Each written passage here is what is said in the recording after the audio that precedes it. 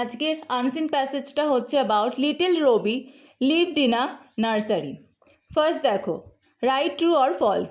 First, little Robi lived in a nursery. True. Number two, the nursery was near the big house. False. Number 3.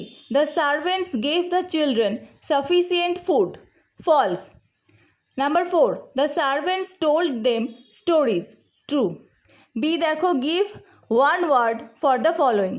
First, a long narrative poem is epic. Number 2. The place where children are looked after is nursery. See, Dekho, answer the following questions.